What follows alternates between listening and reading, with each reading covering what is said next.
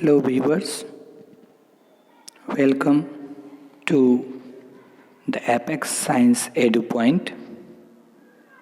Today I have chosen chapter 6 of Science book of class 8, Lakhmeer Singh and Manjeet Kaur, the writer of this book, and the chapter name is Combustion and Flame. Combustion और flame, इस chapter में हम combustion के बारे में और flame के बारे में पढ़ेंगे। क्लास 8 के एनसीईआरटी या कोई भी प्रकाशन की बुक हो, ये चैप्टर बहुत ही महत्वपूर्ण है, इम्पोर्टेंट है और इस चैप्टर से आप एक चीज़ सीख सकते हैं कि केमिकल प्रोसेस ऑफ कंबसन जो होता है, रासायनिक परिवर्तन किसी भी कंबसन वाले सब्सटेंस को, कंबसन को हम ऐसे कह सकते हैं कि एक तरह से ये बर्निंग है, ज्वलन है। कोई भी सब्सटेंस अगर जलती है तो उससे प्रकाश और ऊर्जा निकलती है, उत्पन्न होती है, उसी को हम कंबसन कहते हैं। तो कंबसन एक केमिकल प्रोसेस है जिसमें कोई भी सब्सटेंस, कोई भी पदार्थ, कोई भी मटेरियल ऑक्सीजन के प्रेजेंस में, ऑक्सीजन के उपस्थिति में, और वो ऑक्सीजन कहाँ से मिलती है? वो ऑक्सीजन हमारे आसपास के वातावरण, हवाओं से आती है।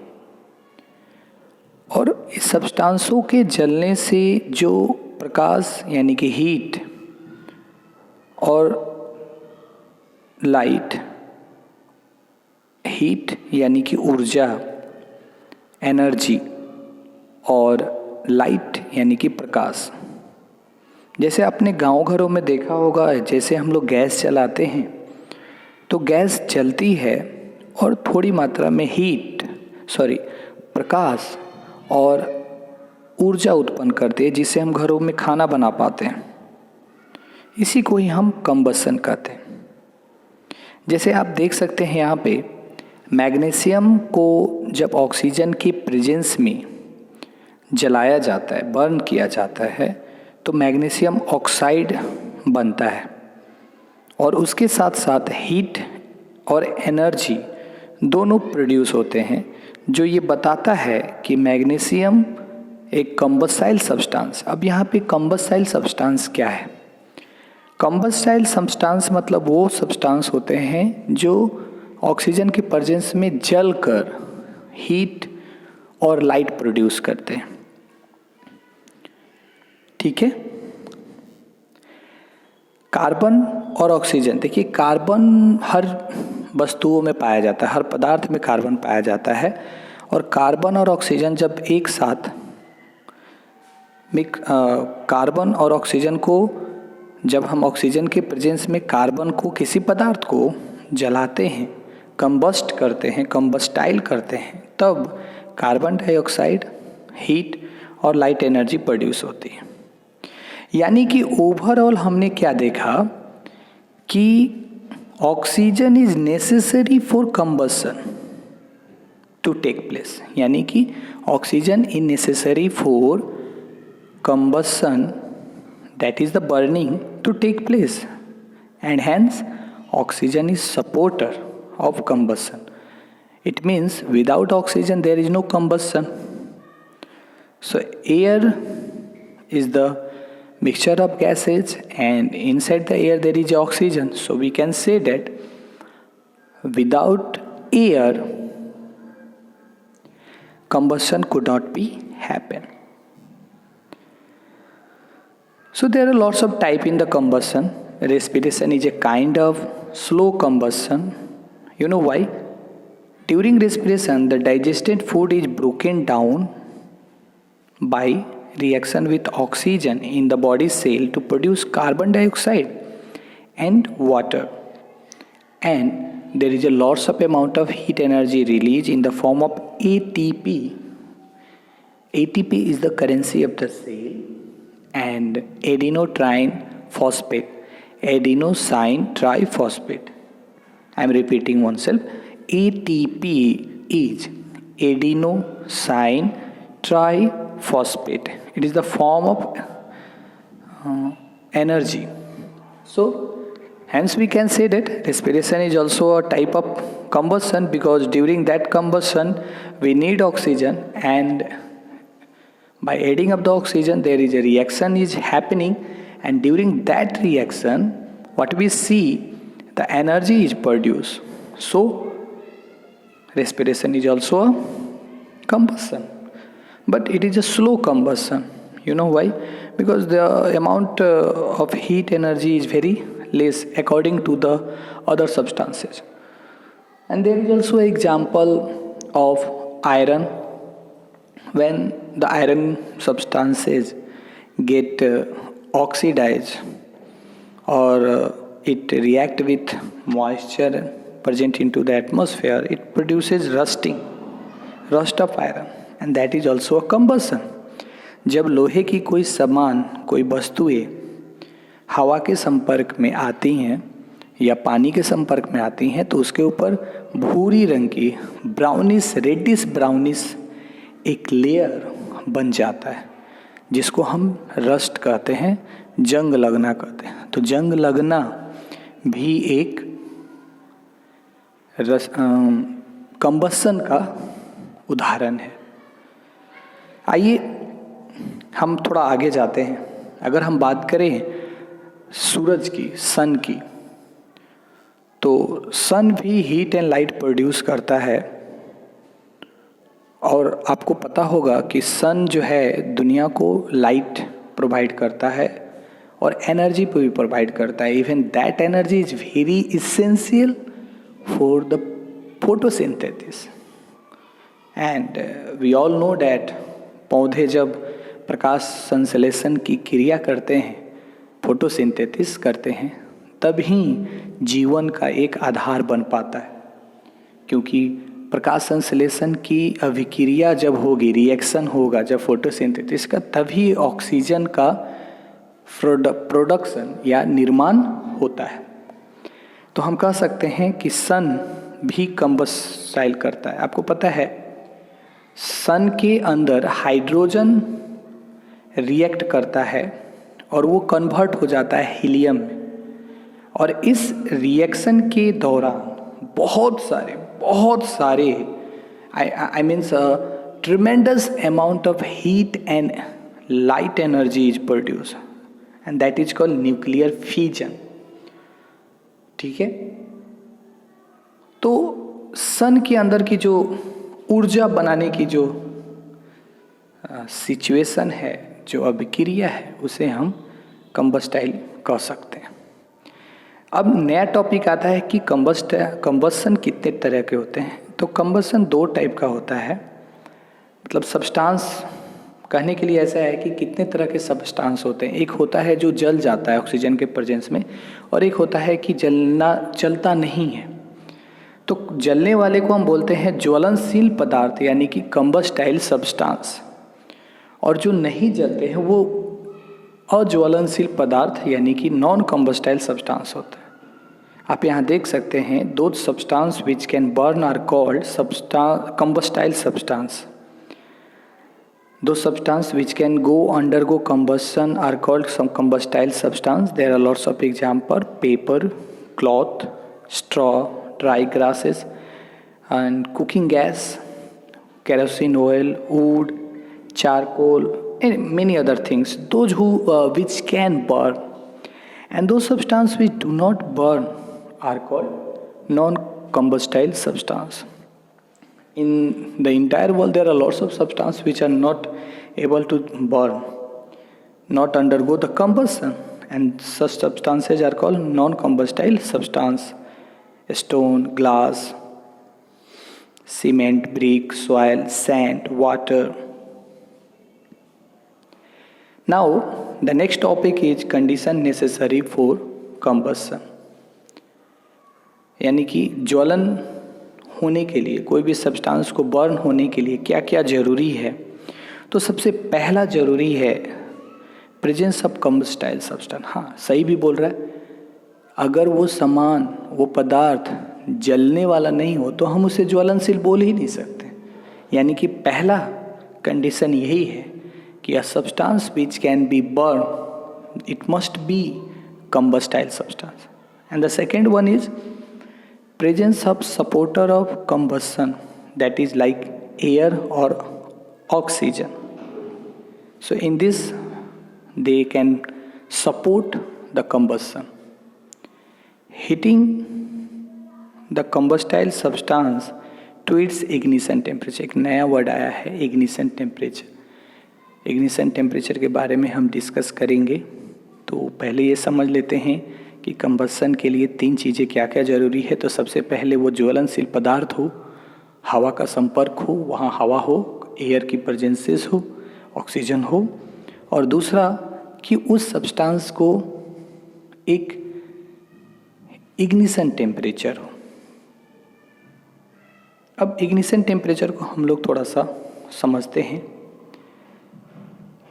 Lowest temperature at which a substance catches fire and start burning, यानी कि वो बहुत कम से कम ताप, जब कोई सब्सटेंस उस टेम्परेचर पे जलने लगे उसे हम कहते हैं इग्निशन टेम्परेचर। एक एक्टिविटी करके समझते हैं। मान लीजिए टेबल पे मैंने एक कैंडल जलाया और उसको एक ग्लास से ढक दिया, तो ग्लास के अंदर जितनी हवा बची रहेगी वो उतना देर जलेगा। लेकिन जैसे ही ग्लास के अंदर की हवा ख़त्म हो जाएगी, रिएक्ट हो जाएगा, कार्बन डाइऑक्साइड में कन्वर्ट हो जाएगा, कैंडल का फ्लेम बंद हो जाएगा। ये दिखाता है कि किसी भी कैंडल को या किसी भी कम्बस्टाइल सब्सटेंस को जलने के लिए हवा की ज़रूरत होती है। सपोर्टर ऑफ कम्बस्शन में हवा की ज़रूरत होती है। तो हम ये कह सकते हैं कि air is a necessary for combustion to take place. Combustible substance को हम एक चीज़ कह सकते हैं कि एक्चुअली वो फूड फॉर फायर है। किसी भी सब्सटेंस को जलने के लिए कम्बस्टाइल होना जरूरी है। The combustible substance can not catches fire as long as its temperature is lower than its ignition temperature. ये लाइन बहुत अच्छा है। इस लाइन को आप देख सकते हैं, सबसे लास्ट में लिखी हुई है इग्निशन टेम्परेचर, थर्ड पॉइंट के लास्ट में, कि कोई भी कम्बस्टाइल सब्सटेंस तब तक आग नहीं पकड़ता उसमें, तब तक वो जलती नहीं है जब तक कि उसके लोअर इग्निशन टेम्परेचर के लोअर टेम्परेचर तक वो नहीं चली जाए, है ना। अब जैसे इसको समझने के लिए हम लोग थोड़ा सा समझते हैं। मान लीजिए we usually apply a burning matchstick to make a substance burn. So this burning matchstick supplies heat to raise the temperature of the substance to its ignition temperature and make it burn. So this will become more clear from the following example. चलिए मान लेते हैं एक piece of paper है, does not catches fire at the room temperature, यानी कि room temperature पे वो आग नहीं लग सकता है उसमें ऐसे ही नॉर्मली बिना कोई फायर लगाए हुए, यानी कि आग लगाए हुए। So when we apply a burning match stick to the piece of paper it start burning, यानी कि जैसे ही हम उसमें एक माचिस की तीली से आग लगाते हैं पेपर जलने लगता है। ऐसा इसलिए होता है because the heat produce by burning match stick hit the piece of paper to its ignition temperature, यानी कि मैच स्टिक ने, माचिस की तिल्ली ने जितनी गर्मी दी उस गर्मी पर पेपर जलने लगा और वो जलने लगता है। तो इस तरह से हम समझ सकते हैं इग्निशन टेम्परेचर कि किसी भी पदार्थ को जलना है तो उसको उसके खुद के इग्निशन टेम्परेचर पर आना पड़ेगा। कुछ सब्सटेंस होते हैं जिनका लो इग्निशन टेम्परेचर होता है, जैसे पेपर, स्प्लिंटर्स ऑफ वुड यानी कि लकड़ी का छिलका, सूखी हुई घास, ड्राई ग्रासेस, वाइट फास्फोरस, कपड़े, alcohol, kerosene, petrol, LPG, CNG, biogas, ये सारे लोअर इग्निशन टेम्परेचर हैं जो ईजिली सब्सटेंस हैं जो कैचेज फायर कर लेते हैं, मतलब आग पकड़ लेती है। कुछ फ्यूल हैं जिनका वेरी लो इग्निशन टेम्परेचर होता है और वो डेंजरस भी होते हैं यूज करने के लिए, जैसे पेट्रोल। इनका इग्निशन टेम्परेचर केरोसिन से कम होता है, इसलिए जल्दी आग पकड़ लेते हैं। इग्निशन टेम्परेचर केरोसिन का पेट्रोल से थोड़ा ज़्यादा हो जाए, इसलिए थोड़ा सा टाइम लगता है। Some of the substance having high ignition temperature, जैसे coal, charcoal, log of wood, cow dung, cake, तो इनको थोड़ा सा ज्वलन में आने के लिए, यानी कि कंबस्टाइल होने के लिए, कंबस्ट होने के लिए, आग लगने में थोड़ा सा डिफिकल्टी होता है, थोड़ा टाइम लेते हैं। ठीक है, अब इस तरह से हम समझ सकते हैं कि कैसे मैच स्टिक लाइटेड होता है। तो मैच स्टिक रूम टेम्परेचर पर लाइटेड नहीं होता है, तो जब तक हम उसको उस मैच स्टिक के सरफेस पर, रफ सरफेस दिया रहता है, वहाँ हम रगड़ते हैं मैच बॉक्स को। The heat produce by friction raises the temperature of chemical present on the matchstick to their ignition temperature. Due to this, the chemical present on the head of the matchstick catches fire and matchstick start burning.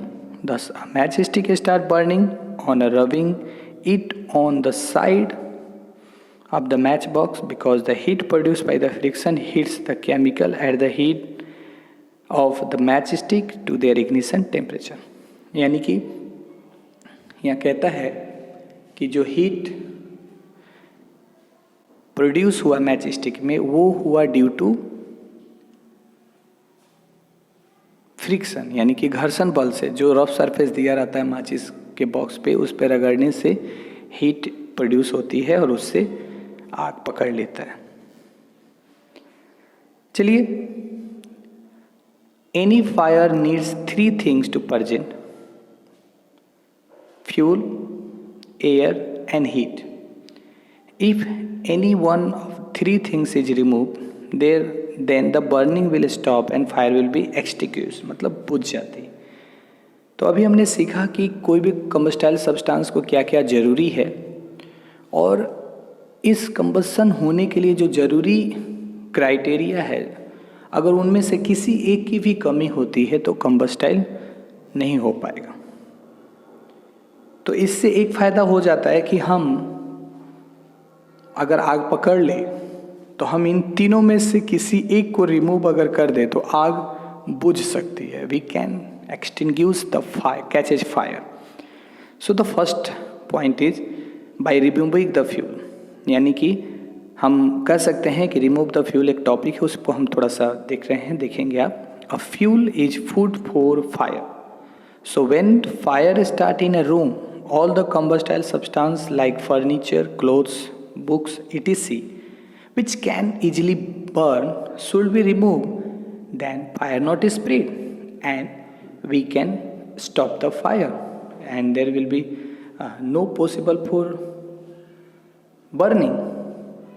तो हम कह सकते हैं कि अगर आपको fire को extinguish करना है तो सबसे पहले आप क्या करें, अगर संभव हो पाए तो कंबस्टाइल सब्सटेंसेस को वहाँ से हटा दें, जिससे आग ज़्यादा फैलेगी नहीं और आग बुझ जाएगी। दूसरा कहता है remove the heat. Remove the heat मतलब जो ज्वलन हो गया, मान लीजिए जल गया, अब उसको हम कैसे हटा सकते हैं? तो 2 चीज़ें कर सकते हैं हम, या तो वाटर के माध्यम से उसको हम हीट करें, कूल करें। So water is use to remove heat from the burning substance and make it cool to burn further. So when water is thrown on a burning substance, it get cooled below its ignition temperature and stop burning। तो ऐसे कर सकते हैं। लेकिन यहाँ एक चीज़ समझना है हमें, हम हर टाइप के कंबस्टाइल में पानी का यूज नहीं कर सकते। We can not use water to just cool down the combustion, because some type of combustion should be not need of water. जैसे मान लीजिए अगर इलेक्ट्रिसिटी शॉक से अगर आग लगी है तो हम उस पर पानी थ्रो नहीं कर सकते हैं। It will be dangerous because water is a good conductor and it can conduct the electricity and we got shock. यहाँ अगर मान लीजिए कोई पेट्रोल पंप पे आग लगी है या ऐसा सब्सटेंस जो वाटर के डेंसिटी से कम है, वाटर का डेंसिटी ज़्यादा है, तो हम उसके ऊपर वाटर थ्रो करेंगे तो क्या होगा, वो सब्सटेंस उस सब्सटेंस के ऊपर आ जाएगी, यानी कि पेट्रोल वाटर के ऊपर तैरने लगेगी और आग बुझेगी नहीं और भड़क जाएगी। तो कुछ कुछ जगह है जहां हम वाटर का यूज नेगलेक्ट करेंगे, लेकिन ज़्यादातर मामले में हम लोग वाटर का यूज करते हैं। और रीज़न यही है कि जैसे ही हम पानी फेंकते हैं वो सब्सटेंस को कूल कर देता है और कूलिंग सब्सटेंस इग्निशन टेम्परेचर को डाउन कर देता है, जिससे बर्निंग स्टॉप हो जाती है। आइए नेक्स्ट है, हाँ, तो ये एक चीज़ जानना जरूरी है कि जैसे मान लीजिए अभी मैंने बताया कि हम पानी का यूज नहीं करेंगे, तो हम क्या यूज कर सकते हैं। हाँ, उस कूल करने के लिए हम लोग सैंड, मड या ऐसे सब्सटेंस से उसको ढक देते हैं जिससे एयर की सप्लाई बंद हो जाए। हम बालू का यूज कर सकते हैं, बालू पेट्रोल को सोख लेगा और उसको जलने में उसकी इग्निशन टेम्परेचर को बढ़ा देगा, जिससे वो जलेगा नहीं, उसके इग्निशन टेम्परेचर को लो तक कर देगा, है ना, ये कर सकते हैं। तीसरा कहता है by cutting off the air supply to the burning substance. हम एक चीज़ कर सकते हैं कि जो एयर की सप्लाई है उसको हम बंद कर दें, और ये एक चीज़ से ही हो सकता है, कार्बन डाइऑक्साइड वहाँ पे चली जाए। तो इसके लिए फायर एक्सटिंग्यूशर बनाया गया। The electrical fires are extinguished by using carbon dioxide gas fire extinguisher, और सोडा एसिड फायर एक्सटिंग्यूशर भी होता है जिसका यूज करके हम एयर के सप्लाई को बंद कर देते हैं और कार्बन डाइऑक्साइड या सैंड, ब्लैंकेट या डैम्प क्लॉथ, भीगी हुई जो कपड़े हैं उसकी मदद से हम एक लेयर बना देते हैं जिससे हवा वहाँ ना जा पाए, और हवा नहीं जाएगी तो कंबशन नहीं होगा और इस तरह से कंबशन रुक जाएगा, फायर गेट स्टॉप्स, है ना। तो ये चीज़ें हम कर सकते हैं।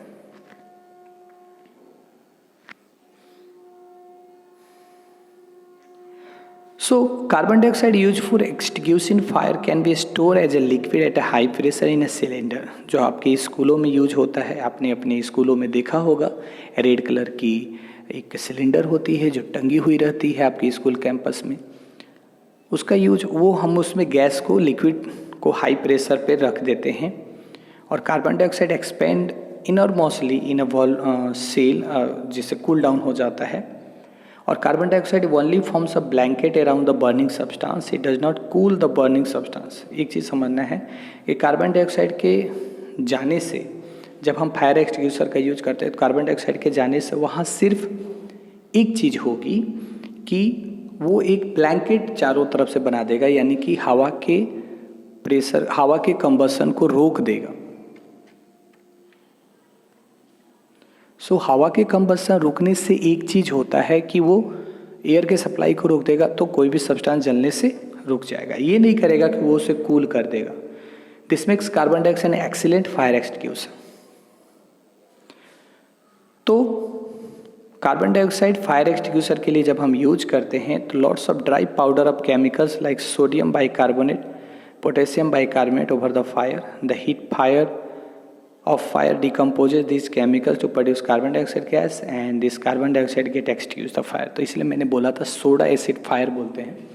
कुछ कुछ जगहों पे लोग क्या करते हैं, सोडियम बाइकार्बोनेट और पोटेशियम बाइकार्बोनेट का यूज करते हैं। वो रिएक्शन करने के बाद lots of amount of carbon dioxide produce करते हैं, जिससे कार्बन डाइऑक्साइड चारों ओर एक ब्लैंकेट बना देता है और वो कंबशन को रोक देते हैं। तो यहाँ तक तो हमने पढ़ा कि आग से मतलब in the process the presence of air, कोई सब्सटेंस अगर जले तो कंबशन कहते हैं।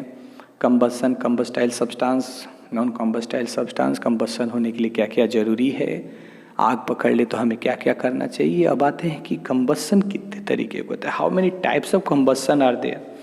सो there are various type of combustion but we can categorize them into the 3 types, and that is rapid combustion, spontaneous combustion, explosive combustion। नाम के according है। Rapid combustion का मतलब होता है the combustion reaction in which large amount of heat and light are produce in a short time, that is called rapid combustion. जैसे आप example के तौर पे ले सकते हैं, जैसे मान लीजिए कुकिंग गैस है, जैसे ही आप थोड़ी सी हीट प्रोड्यूस करते हैं वो जलने लगता है। स्पॉन्टेनियस कंबसन क्या होता है?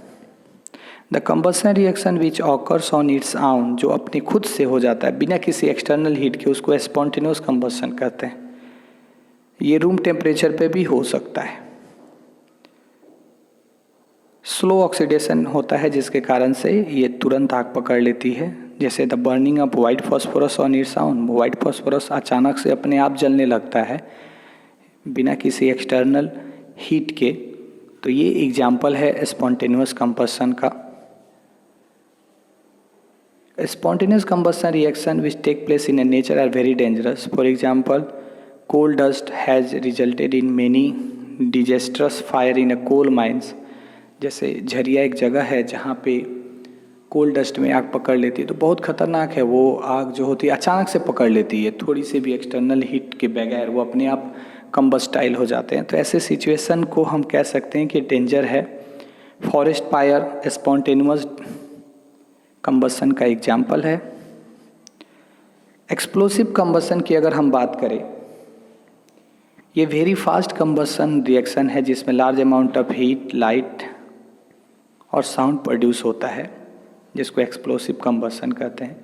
इसमें large amount of gas release होता है and it is a quickly explosive combustion. It is rapid expansion of this gases which causes a loud sound, जिसको एक्सप्लोसन कहते हैं।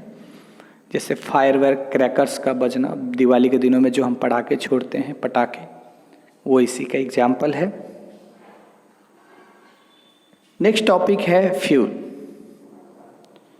अ material which is burn to produce heat is called fuel.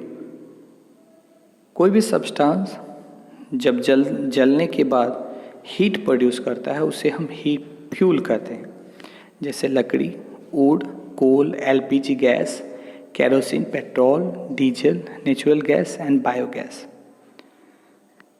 कुछ solid fuel है, कुछ liquid fuel है, कुछ gases fuel है। जैसे अगर सॉलिड फ्यूल की बात करें हम, तो wood, charcoal, coal, coke, agricultural waste, cow dung, cake, ये सारे सॉलिड फ्यूल हैं। और लिक्विड फ्यूल वो होते हैं जैसे kerosene, petrol, diesel, alcohol, ethanol, alcohol में एथेनॉल बोल सकते हैं, ये लिक्विड स्टेट में है। और कुछ गैसेस फ्यूल होते हैं जैसे natural gas, CNG, petroleum, biogas, coal gas, ये सब इसी के अंदर आते हैं। तो फ्यूल को हम कैसे क्लासिफाई करेंगे कि इसकी कैलोरीफिक वैल्यू कैसी है, मतलब जलने की क्षमता कितनी है, कितना ग्राम जल के कितना हीट प्रोड्यूस करेगा, ये सब उस पर डिपेंड करता है। तो नया टॉपिक है फ्यूल इफ़िशियंसी। हम फ्यूल इफ़िशियंसी को कैसे क्लासिफाई कर सकते हैं? तो फ्यूल इफ़िशियंसी को क्लासिफाई करने के लिए सबसे पहले हम जानेंगे कि कैलोरीफिक वैल्यू ऑफ फ्यूल क्या है। अलग अलग फ्यूल की अलग अलग कैलोरीफिक वैल्यू होती है, यानी कि उसके अलग अलग डिफरेंट क्वालिटी होता है कि वो कैसा हीट प्रोड्यूस करे। तो efficiency of fuel is express in the term of calorific value, यानी कि कैलोरीफिक वैल्यू वो वैल्यू है when the amount of heat produced by the complete burning of 1 kilogram of a fuel is called its calorific value। मान लीजिए हम किसी fuel को 1 kg fuel को अगर हम रखते हैं, जैसे मान लीजिए 1 लीटर केरोसिन को अगर हम जलाएं, तो वो कंप्लीट बर्न होने पर 45,000 kilo joule heat energy produce करेगा। तो ये 45,000 जो है वो कैलोरीफिक वैल्यू ऑफ केरोसिन है। उसी तरह यहाँ पे चार्ट में अलग अलग फ्यूल के कैलोरीफिक वैल्यू दिए गए हैं। इसमें सबसे ज़्यादा है 11 नंबर वाली जो संख्या पे है हाइड्रोजन गैस। इनका संख्या है लगभग 1/10, 100,000, 10 लाख, मतलब 1,50,000 किलो जूल पर केजी, और इस तरह से सब दिया हुआ है। मैंने यहाँ पे एक टिक लगाया है, क्वेश्चन है, सैम्पल प्रॉब्लम है। मान लीजिए अगर 45 kg 4.5 किलो 4.5 kg अगर फ्यूल को जलाया जाए तो पता कि चला, मतलब मेजर किया गया कि लगभग ये 1,80,000 किलो जूल प्रोड्यूस कर रहा है। तो उसका कैलोरीफिक वैल्यू क्या है? तो यहाँ आंसर में देख सकते हैं आप, लिखा हुआ है कि calorific value of fuel is heat produce by burning 1 kg of fuel, यानी कि 1 kg के जलने पर जो वैल्यू प्रोड्यूस होता है that is the calorific value. यानी कि यहाँ 4.5 किलो है तो 1 kg पर हम निकाल लेंगे, तो 1 kg पे आया the heat produce by burning 1 kg as fuel is 1,80,000 divided by 4.5 and the answer will come 40,000 per kg यानी कि किलो जूल पर kg। तो कैलोरीफिक वैल्यू हो गया 40,000 किलो जूल पर kg। इस तरह से आप भी अलग अलग सब्सटेंस की कैलोरीफिक वैल्यू निकाल सकते हैं। अब आते हैं, नेक्स्ट टॉपिक है कैरेक्टरिस्टिक ऑफ आइडियल फ्यूल, यानी कि आइडियल फ्यूल होने के लिए क्या क्या कैरेक्टर्स को उसको फॉलो करना पड़ेगा। तो सबसे पहला है कि इसका कैलोरीफिक बहुत ज़्यादा अमाउंट ऑफ हीट प्रोड्यूस करेगा, तभी हम उसे यूज कर सकते हैं।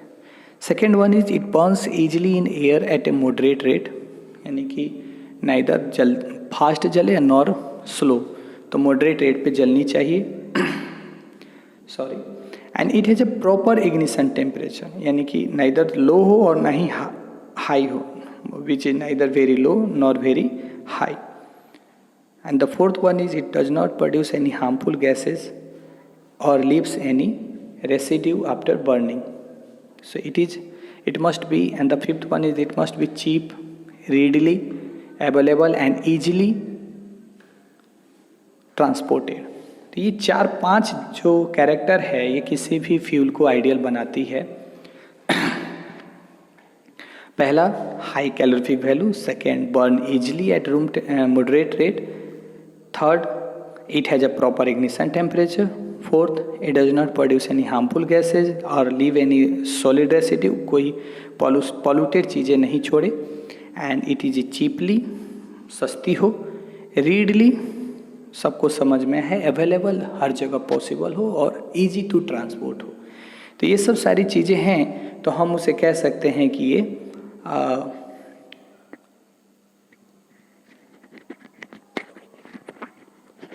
कैरेक्टरिस्टिक है आपको आइडियल फ्यूल की।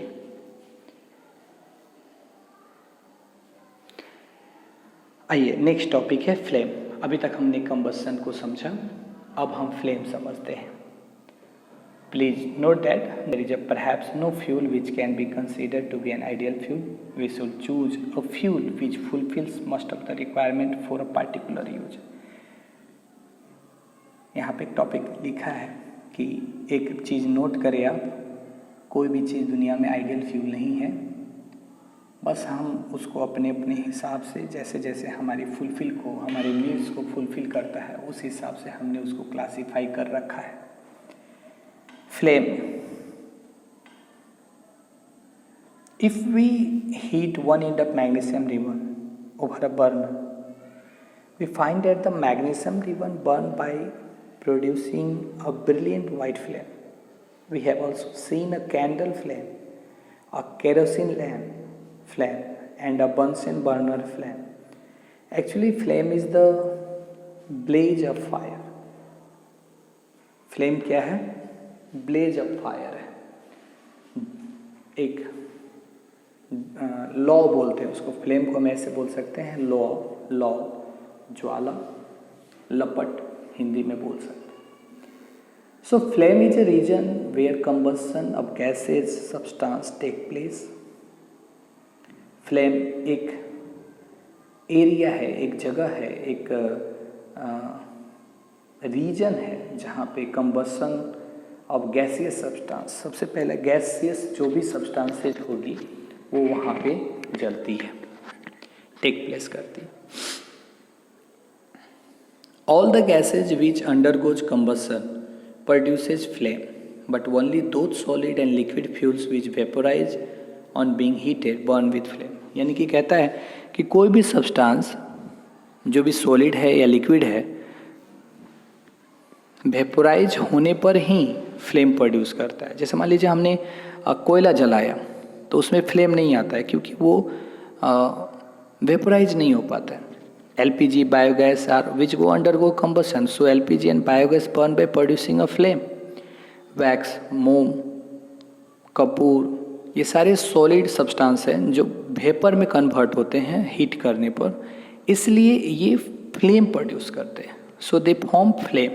Similarly kerosene oil and mustard oil liquid which form vapor on being heated, so they form flame by. So some of the substance which can be burned by producing flame are LPG gas, wax, kapoor, magnesium, kerosene oil and mustard oil.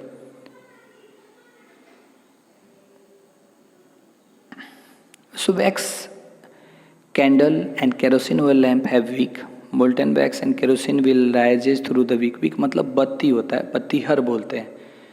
तो बत्ती क्या करती है, oil को ऊपर rise करता है and during that it vaporise and produce flame. On the other hand charcoal is solid fuel which does not vaporise on heating, so they can not form a flame.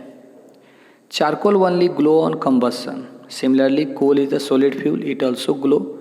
It's not producing by a flame, it also glow on a red combustion. So when fuel burn, the type of flame produced depends on the proportion of oxygen which is available for burning the fuel. यानी कि combustion होने के लिए जिस oxygen के presence पर हमें depend करता है कि फ्लेम कैसे बनेगा। तो 3 जोन बनते हैं, blue, yellow and black. So when the oxygen supply is insufficient, then the fuel burn incompletely, producing mainly a yellow flame.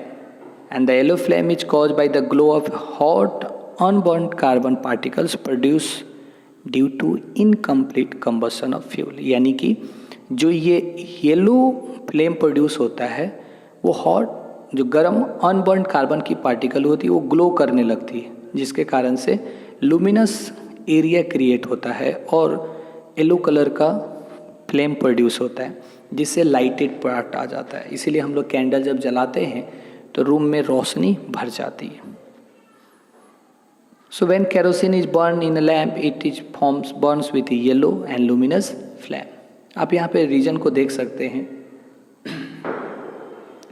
When the oxygen supply is insufficient then the fuel burn completely producing mainly a blue flame. क्योंकि जब complete combustion हो जाएगा तो yellowish reason बनने की chances कम हो जाती है, और जब कंप्लीट कंबशन हो जाएगा तो लुमिनस फ्लेम नहीं बनेगा और ऐसे सिचुएशन में ब्लू कलर की ओर जलती है, जिससे ब्लू फ्लेम प्रोड्यूस होता है. Complete combustion of LPG take place in the kitchen gas stove. आप अपने घरों में किचन गैस स्टोव पे देख सकते हैं कि कैसे ब्लू कलर का वो जलता है एलपीजी गैस. इसलिए कंप्लीट कंबशन होता है. बर्तन पे कोई रेसिड्यू नहीं होता है क्योंकि पूरी तरह से वो जल जाते हैं. कुछ इनकम्प्लीट हो गए तब शायद उसके ऊपर ब्लैक मार्क्स आ जाता है. अब आइए स्ट्रक्चर ऑफ फ्लेम पढ़ते हैं. अ flame consist of 3 zone. These are innermost zone, middle zone and outer zone. The innermost zone of flame is dark, जहाँ पे unburned.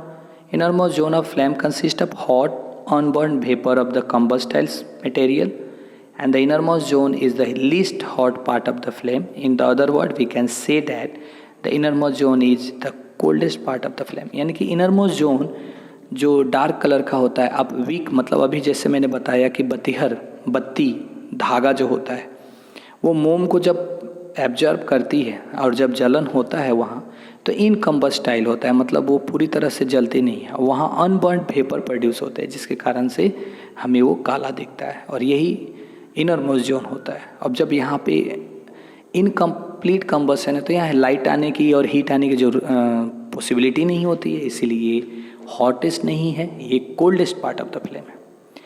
मिडिल जोन के बारे में अभी हमने डिस्कस किया था. ये येलो कलर होता है और आप जान चुके होंगे कि जब इस फ्यूल वेपर्स में बर्न होते हैं तो मिडिल जोन में इनफ एयर नहीं होता है, जिसके कारण से इनकम्प्लीट कंबस्शन यहाँ पे भी होता है, लेकिन पार्शियलिटी होती है थोड़ी बहुत जलने की।